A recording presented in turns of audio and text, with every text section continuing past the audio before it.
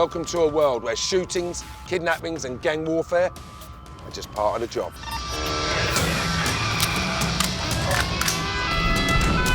We're going on the journey to meet the real deal.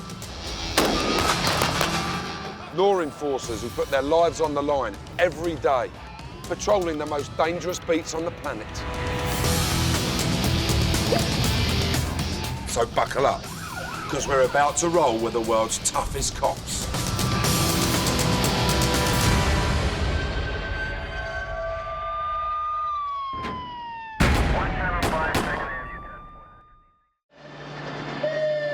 Jamaica has one of the highest murder rates in the world, with one committed every 9 hours.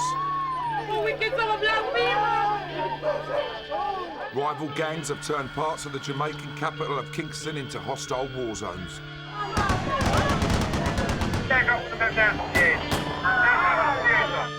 And caught in the middle, trying to stop Kingston descending into all-out civil war, is the police. There's some shooting up in the Concert Spring area. One man has been shot and killed, and a police was also shot and injured. A 13 Kingston means basically a man's gonna kill him. Listen to me, I am talking to you. Listen to me, listen to me. You have to be the teacher, you have to be the doctor, you have to be the social worker.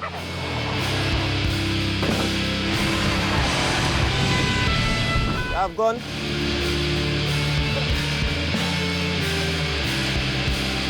It takes good heart, strong will to really continue doing the job.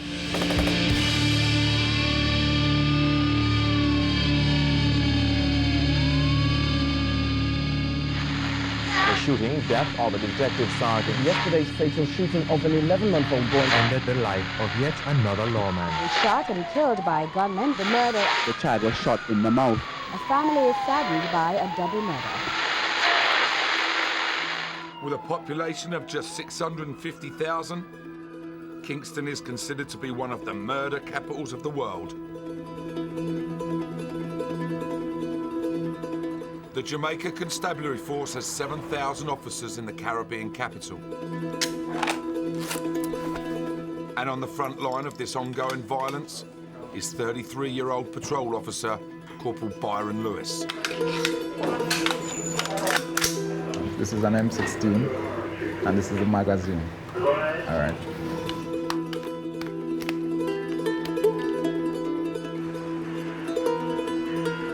Stationed in Kingston's notorious east side, Lewis and the mobile patrol unit are preparing for the 14-hour night shift. Hopefully, we'll have a peaceful night. Don't want to come out with any injuries. Self-preservation is first. So basically, that's it, and we head out. Well, I'm a gangster for life. Take your life, take your wife, and everything else. Gangster for life. Being a cop in Jamaica is one of the most dangerous jobs in the world. Of the 1,500 gun-related killings committed last year, 19 of them were cops, shot down and killed in the line of duty. For one, they know that it's a risky job. However, you're out there to save lives. 90% of the time, the situation looks and feels hopeless, but we have to try. With a basic annual salary of just £2,500, money isn't a motivation. I'm going to ask the question, if your job is so difficult, why not quit it? But guess what? If you are destined and each and every day you go out there and you have touched someone else's life, you will be overwhelmed to know that, yes, at least I have touched someone and someone has changed. It is the only thing that keeps us going mentally and physically, because we have no other motivation. We're not motivated by the people, we're not motivated by our superiors. And we're not motivated by the salary. We're not motivated by the salary. So it's just the mere fact that, yes, God is here with us and we are doing a good job.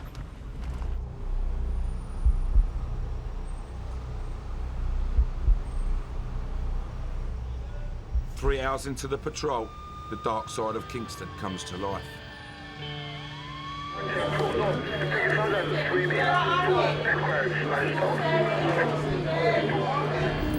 Noted. Rockford released from East Upstream. Shots been fired at Rockford. So we are running this one.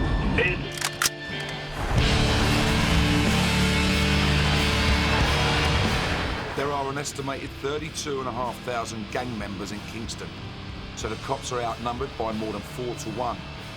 Rockford is one of the city's toughest gang enclaves. 2 patrol cops going in on their own could be suicide. They need to call in backup. This is the other team.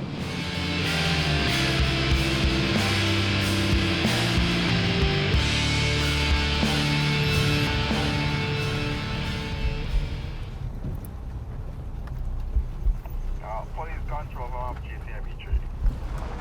Why'd you go with no lights, guys? You don't want them to see you. So what you do, you try to go as close as possible without being detected. This is a no-go area, even for the cops. Alpha GCME3 from Portugal. And there are gunmen on the loose. MIT base Eastern Oxford. Your response from control what's happening. Suddenly, Lewis and his unit spot a suspicious vehicle. Live in this area, sir? No. Where you come from? But I go to the church up the road there. Oh. What? I What go church? to the church that you just passed. We were having a meeting. Okay. We were holed up in the church for a long time because of the shots. Real? Okay. Which section they were coming from? All around us. All around here? So what's going on? What, did All you right. just pull that guy over? Yeah, well, because we want to know if it was the guys that were firing the shot was trying to get out of the community. They head deeper into gang territory in pursuit of the shooters. It's every cop's worst nightmare. They have no idea what might be around the next corner. Concerned that they might be facing some serious firepower, Lewis calls in the Jamaican army for extra support.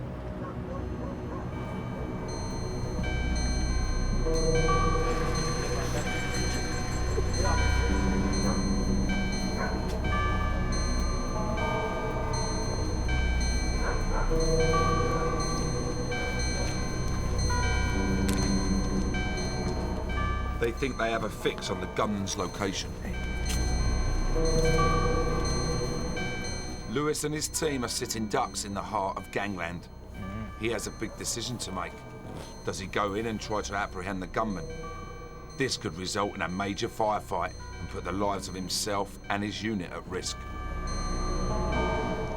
With that, we can tell what is to expect and how we can confront it. This is the everyday reality of being a cop in Kingston.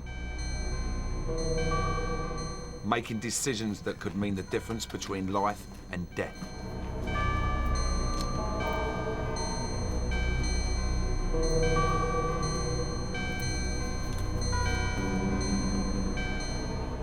Lewis decides the situation is too risky and pulls the units out.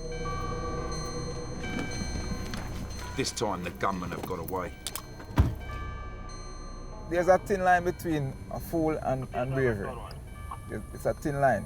And a lot of people cannot distinguish which is which.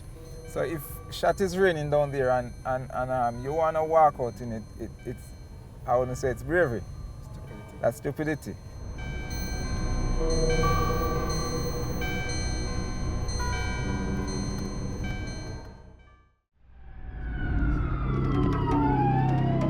The Jamaican capital of Kingston is a breeding ground for violent crime.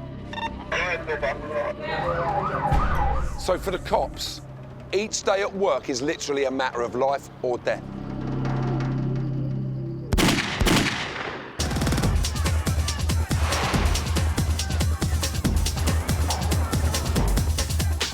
The epidemic of drugs and guns in Jamaica has made Kingston one of the toughest cities in the world to police. It's my son! Right. Oh my God! God, I was solved the problem! God, give me strength! The island's location is just 445 miles north of the Colombian coast. South American drug cartels use it to transit their product onto Europe and North America. According to the UN, 10 tons of cocaine comes through Jamaica a year.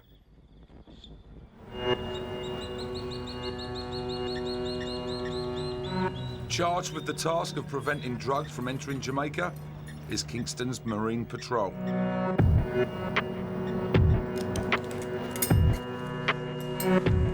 Sergeant Everton Reynolds and his crew have to patrol the Caribbean Sea that surrounds the island. And these waters can be as dangerous as some of Kingston's toughest neighbourhoods. Of course, if we have to use force, we'll use as much force as is necessary. Drug smugglers, willing to kill anyone who gets in their way, often pass through these waters trying to get their product onto the island. Sometimes we are warned that these people, that if intercepted, are heavily armed. So we carry M16 rifles and the sidearms like the Glock pistol.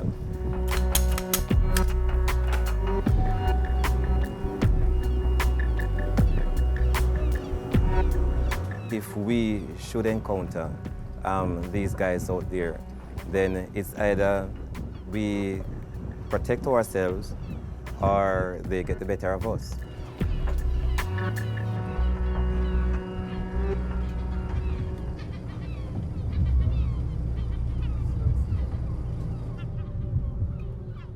Jamaica's fishing industry means that hundreds of small boats sail in these waters, some of which are used to smuggle illegal goods onto the island. With only 12 high-powered boats in the entire unit and over 146 miles of coastline to protect, the odds are stacked against the cops.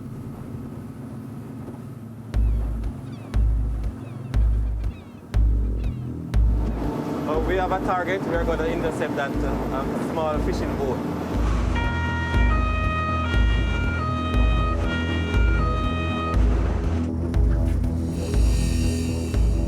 Come alongside, Chief. Come alongside. We are going to see what he has on board. You have any firearm? No. Right? No. This is one of the challenges that we face out here. It's difficult to search under these nets.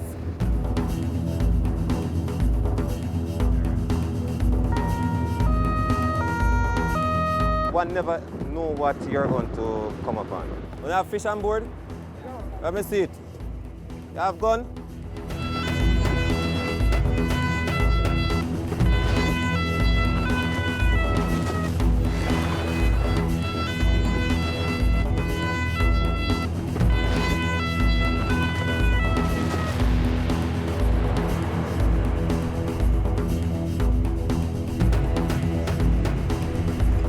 What's in the bag there? Don't do anything. What is in your pocket? Tell me what's in your pocket.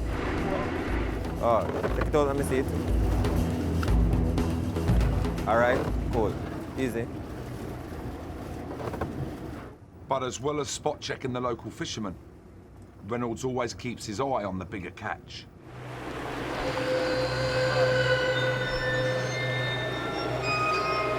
Despite the fact that in 2 years the police seized 260 kilos of cocaine, the smugglers avoid detection by using the mangroves on Jamaica's shoreline. Yeah, this is part of the mangrove that we have found vessels, right, hidden under the mangroves, yeah, laden with drugs. The mangroves form a canopy. It's difficult to be seen if you're just sailing past or if you even use like a helicopter. It's difficult.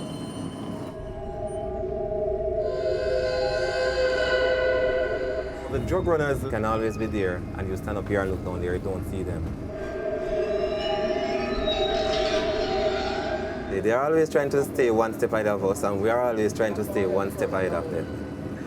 It's an ongoing, it's a tug of war, you know, between them and us. It's not just drugs that find a way onto the island.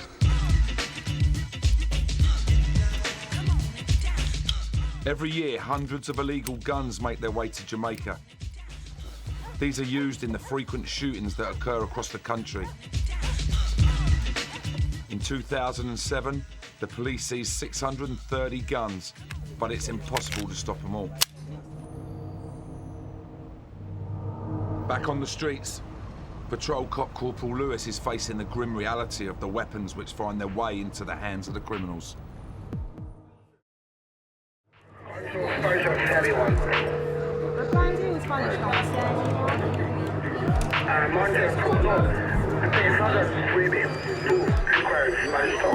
There is a murder up by Rallington Town. Rawlington Town is one of Kingston's most notorious neighbourhoods. Here, as in the rest of the country, death is nothing unusual. In 2007, only 6 days of the year passed where no Jamaican was reported murdered. Lewis's unit have been called in to help process the crime scene. A man came up and shoot somebody who lives over here. And he succumbed to the injuries at the hospital.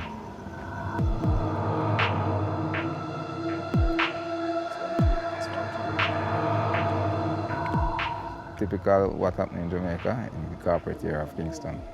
So the guy that was shot is dead? Yes, he is dead. One shot to the head and he's dead at the he was pronounced dead at the hospital.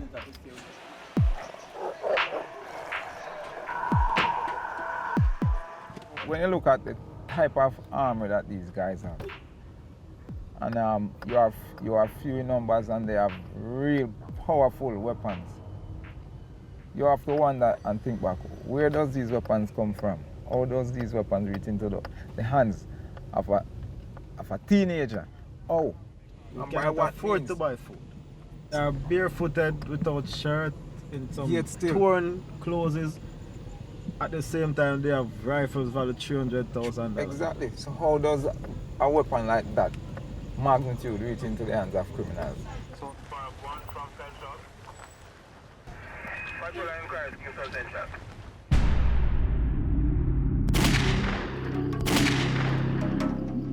Gang crime in Kingston has a long and violent history, dating back more than 40 years.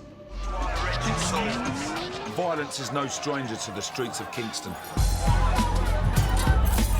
In 1962, Jamaica gained independence from Great Britain, and 2 political parties vied for control of the island.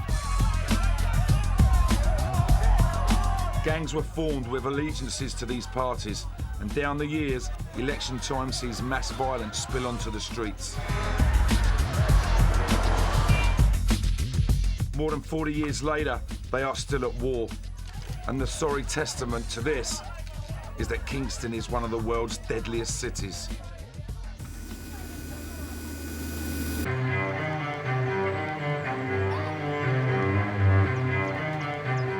In this dangerous city, when the public are in trouble, they call in the police. But when the police are in trouble, they call in the flying squad, the JCF's elite unit. Flying Squad 1, Happiness Ford. Heading up the squad is Superintendent Cornwall Bigger Ford, a tough, no-nonsense cop who's been fighting crime on the streets of Kingston for over 30 years. What is actually happening there? Some shooting up in the Concert Spring area. One man has been shot and killed, another person injured, and a police was also shot and injured. The flying squad team, we are going up there to give our assistance right now.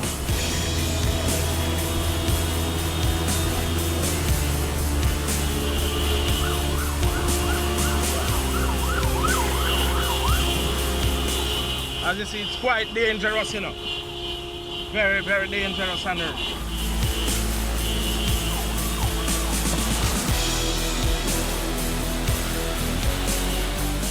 Take the right turn.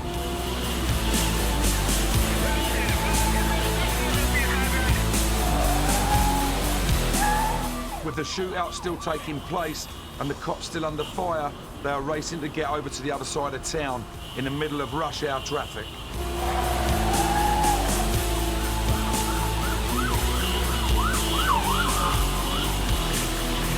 My team, the men are in armored gear. We are using the M16 rifles and stuff. So, you know, we go prepared. you know, when an officer is down, it's almost like I am down also.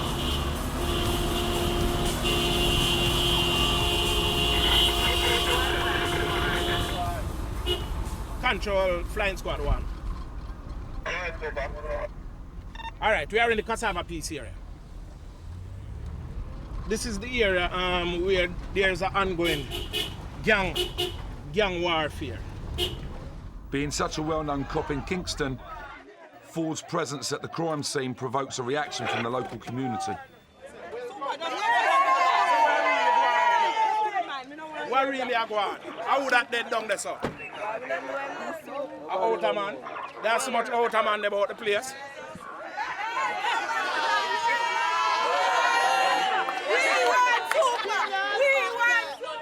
Place mash up. Only him can cool it, only him can bring it back. He big up for the hero everywhere him go. Him know if to deal with the citizens the right way. Him know everybody, him know the right and the wrong. Ford needs to find out exactly what has happened. Well, what we're seeing here now, it's a police fatal shooting. Information coming to me is that there was a shooting on Manningsville Road earlier where a man was shot and killed. The police were in pursuit of some people, and during the shootout, this man was shot and killed. The police was also shot and killed. But what is actually happening, there's an ongoing feud between two set of gangs in the area. It's not even 9 a.m. and 4 dead bodies, one a cop, are already on their way to the morgue. For the cops in Kingston, mornings like this are all too common, making it one of the toughest beats in the world.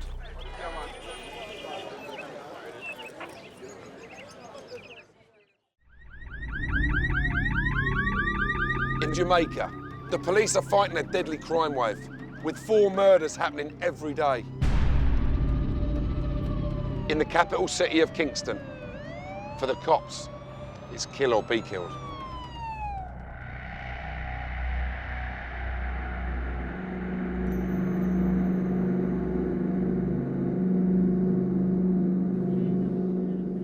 For Superintendent Cornwall Bigger Ford, head of the flying squad, his working week is only an hour old, and he has already got 4 murders, 1 a fellow cop to deal with. Bit hot. Lot of problems. More than any other cop in Kingston, Ford has the ear of the community, so he begins to question the locals about the morning shootings to try to find out what happened. Hey, Willow! You know, police dead. You know, had a man dead last night, man dead today again. What go on in the area? One, him dead, you know. Him them say kill the police, you know. Yeah, man, the policeman dead. As you see, there's a lot of concerned citizens because they need the violence to be stopped, to be curtailed immediately. Everything all right? I said, I'm shoot up your area. I need to speak to you. No? No, go over the plaza. But how are the boy that mash up the place? We are dealing with it. I mean, me personally, I deal with it. All right? All right, so you have my number, call me, yeah? She knows something about the shooting? Yes, it appeared that way. 778-4522. 778-4522. You see, I've been giving my number all day. You see, people will take the number and call you. Yeah, man, I'm dead, man. Bad news always travel fast, especially in Jamaica. See, it get worse till police come dead now. How we are going to manage? We don't know how we are going to manage. Well, the citizen, the police, and everybody have to get together and tap it. You have to be the teacher, you have to be the doctor, you have to be the social worker. You have to do all things. Ford has tracked down the location where the shootout began. Side lead bullet. These are some spent shell that were earlier fired in a case of a murder. and injure another man. What actually happened, the police came here to investigate, got some information and went after the men who it's alleged did the shooting, and then you had a confrontation around on the gully bank. Mr. Ford, I noticed a lot of the other cops on the scene are wearing body armour and protection. How come you're not? I am a believer, and it's by faith that's why I'm here. Being a cop in Kingston for over 30 years, Ford's life has been on the line more times than he would care to remember. I've been shot twice. Lot of incident. The latest one that comes to memories, I came out of a store on Red Hills Road. I heard some shots and saw two men running towards me with guns in hand. And they fired at me. And I took them on and both of them were shot and killed. The guns were recovered and also the cash that they had robbed was recovered. So, you know, you can get lucky sometimes. How do your family feel about it? Well, my family has grown with it. All they do is just pray and hope that I'm safe. My wife is a Christian, and she does believe. And I think it's her grace and her prayers and her belief that is probably keeping me.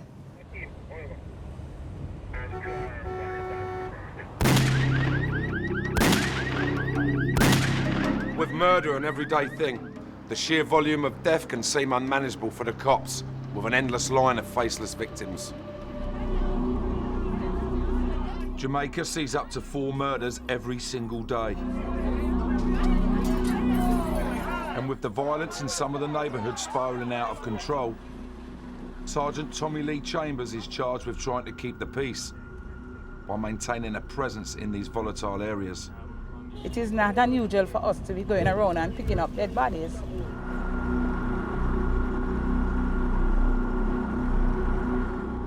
But with outbreaks of violence being unpredictable, Sergeant Chambers is always putting herself in the firing line. Whenever I come here, then I ask the question, am I going to get to go back home to see my daughter or to see the rest of my family?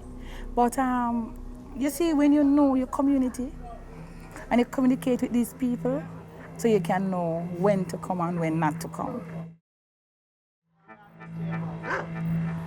A recent round of violence has claimed the life of an innocent girl. Chambers has been called in to try and keep the peace. We are going to the Burger Gully community to visit the parents of little Coley. She was shot a couple of months ago in the community, but she had succumbed last night at the hospital. So we are going in to have a talk with her family. It was just a drive-by shooting that occurred. We don't know the reason behind it, but it was just a drive-by shooting. She was just standing at the wrong place at the wrong time. In 2006, 65 children were killed in Jamaica, many of whom were innocent victims of gangland warfare. Jamaica has a culture of reprisal killings, where one shooting often leads to another. Chambers' task is to ensure that the thoughts of the grieving family don't turn into violence. Miss Anthea! Miss Anthea!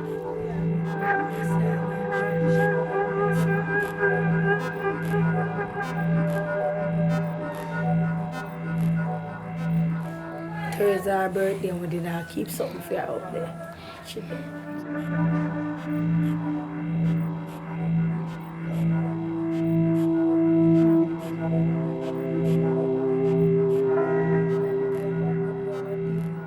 With talk of revenge in the air, tensions are running high. Listen to me, I am talking to you. Listen to me, listen to me, listen to me. If they kill that man, and that man dead and gone, so how you would feel I still wouldn't feel comfortable. Eye for an eye. No, I still wouldn't feel comfortable within myself. But Daddy, I wouldn't feel comfortable. Daddy, I wouldn't feel comfortable within myself if I just say, oh, no, go and go kill him. I would like to sit him down and to say to him, what is the reason why you kill him? Do not encourage Althea in that way. Fatty, come here. No encourage Althea in that way. You have to make Althea be strong. We know some agree, but listen to me. You can't encourage her that way. Chambers and her colleagues face an uphill battle to stop the violence. In 2007 in Jamaica, there were 82 double murders, 10 triple murders, and 5 quadruple murders.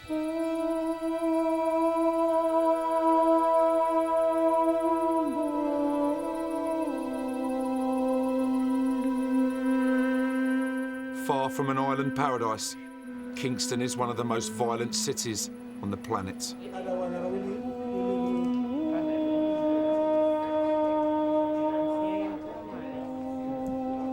Something Detective Patrick Crosby of the Murder Investigation Unit is all too familiar with.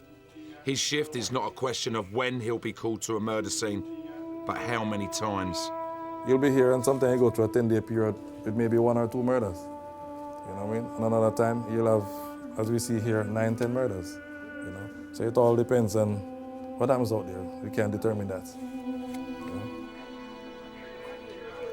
You know? Going to crime scenes for me over my 21 years service in this work has not getting any easier on the mind. It may got easier on the eyes because I've gotten used to seeing it so much that it may be easier on the eyes. But mentally, it's not good. It keeps going around in my head, why do this continues to happen?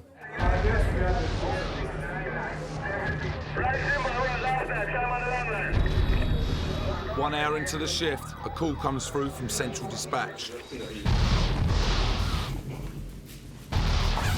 It's a homicide we have out in the Kingston 2 area. We understand it's a gun-related murder.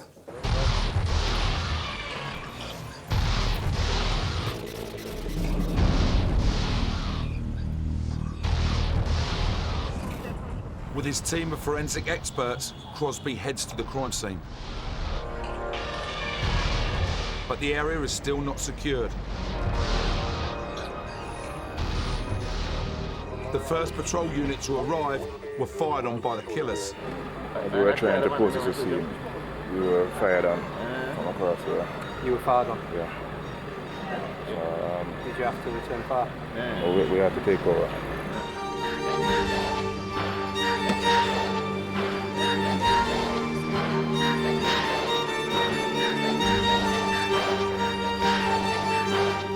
It's a part of the Mountain View Avenue, which usually gives problems.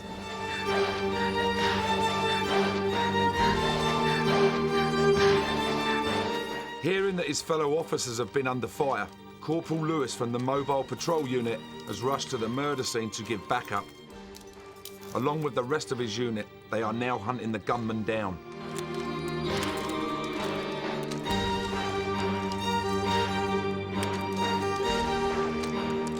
Meanwhile, Detective Crosby starts to examine the body. Just like him, the locals have seen it all before.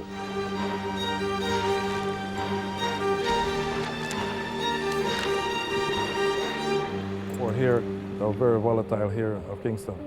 If you should look around, you'll see how much army personnel we have here in this location. It's like this. These guys are not firing any small caliber weapons. They are firing high-powered weapons, so they can stay at a far distance to fire on you. You know, so it's very, very difficult when you have to attend to crime scene here or respond to any shootings. Very difficult, you know. But it takes good heart, strong will to really continue doing the job. While the crime scene is being processed, the search continues for the killers.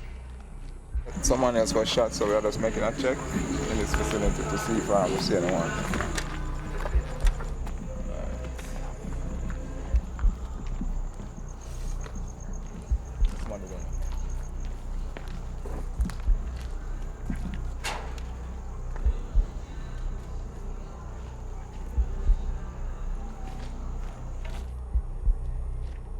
As a crowd gathers at the crime scene, someone recognises the lifeless body laying in the street. Is him? Hmm? What relation is he to you? My father. Your father? And you're what relation to him? He's my auntie. Okay. All right, just come this way. We soon make you get to look at him. All right, maybe you can't talk to me here now. Come here. What's his name? On the other side of the neighbourhood, the killers have escaped and Lewis's hunt comes to an end.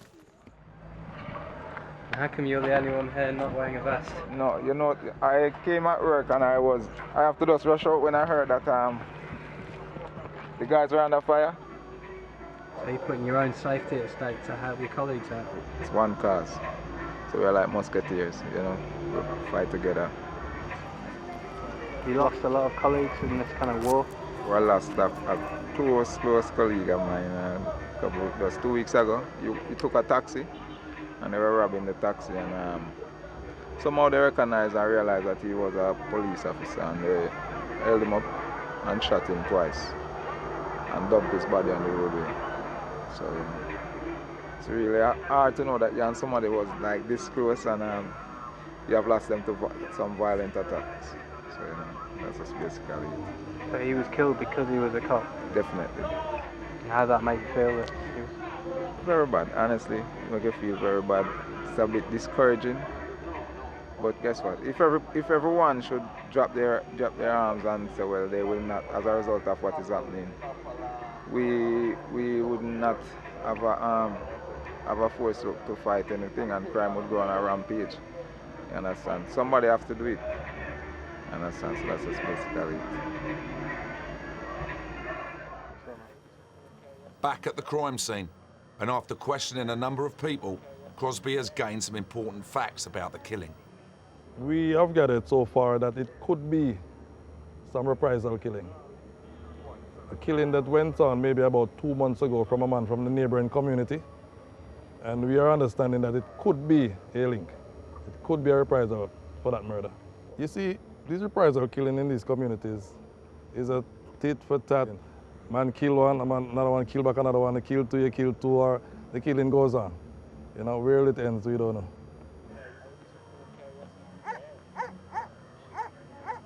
People do tend to believe or take life as it is cheap, which me and you know that it's not, but they tend to treat people's lives like it is cheap.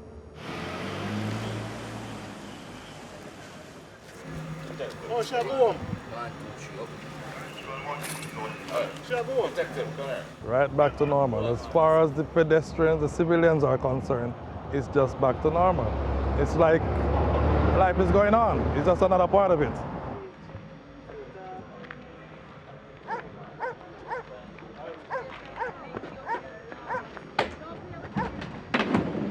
Another man has died. Oh, it happened yesterday and the day before. You know what I mean? It's just another part of life. You have become so used to seeing these things, it's like nothing no more. You know? Just like that.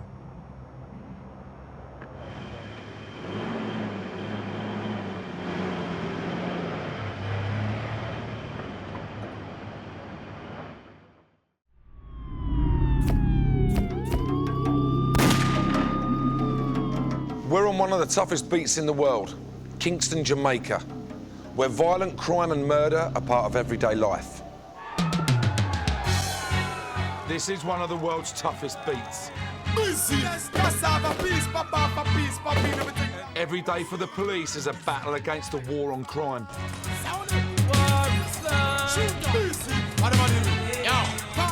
A war that shows little sign of ending.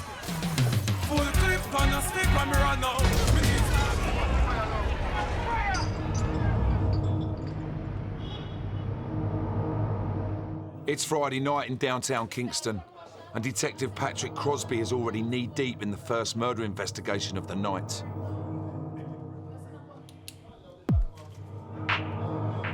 The first 24 hours to any crime, whether it be homicide or shootings, is most important.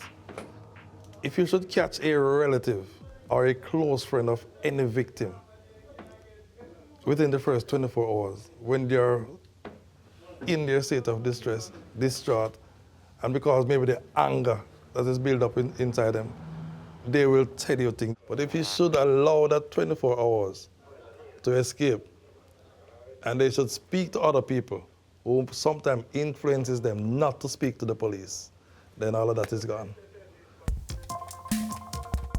What relation is he to you? You don't know if he had any fuss with anyone in the fight. I just want to know if she's safe because we saw her on the scene of the death of her dad. You heard that that fella was killed about a month or so ago. You never heard of him being involved in any criminality, in a gun. Your niece's father. What's the name of that person? I'm hearing that it could be some reprisal for that killing. You would know who wanted to harm him. So for a policeman to be here and each time I go on the street, I am seeing dead bodies on the road or a dead body on the road, it saddens me. If you should check the motive for these crimes, sometimes it's not really anything. Sometimes it's just a fuss over the simplest of things cause a man to take a man's life. And that saddens me even more.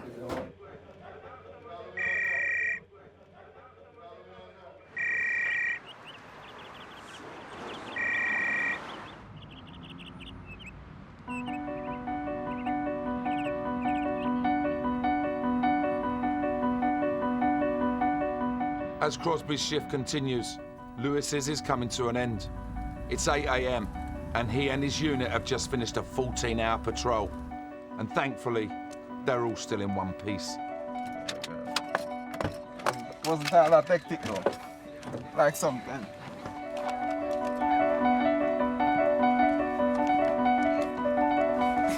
Being a cop in Kingston is a dangerous occupation.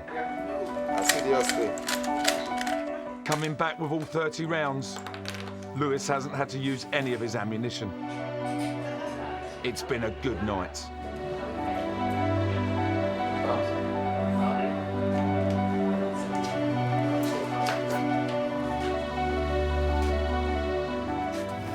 Thank the family now that you're finished the shift safely. Oh, well, I've done that already. Make calls already.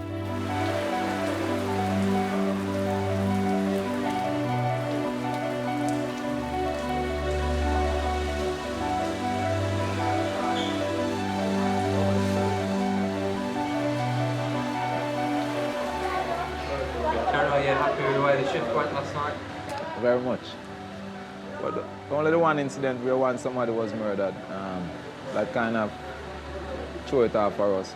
We would like to have a night where no crime is committed, no one gets killed, and everyone is okay. The educated man will tell us that crime is healthy. Because if it wasn't for crime, we wouldn't have a job and stuff like that. So crime is healthy. And there's no country, I think, of zero crime. None whatsoever.